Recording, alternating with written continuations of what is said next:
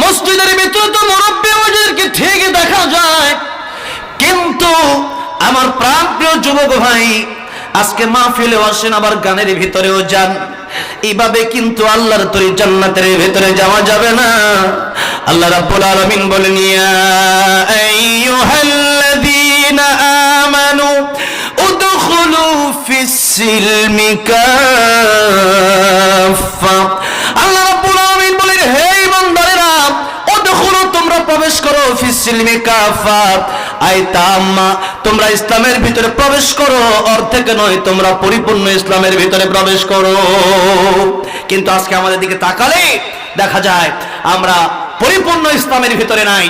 একবার মাহফিল আসি, একবার গানে যাই, একবার মসজিদে আসি, আর একবার মন্দিরেও যাই। আজকে আমরা বাপ দাদা থেকে মুসলিম হয়েছি তো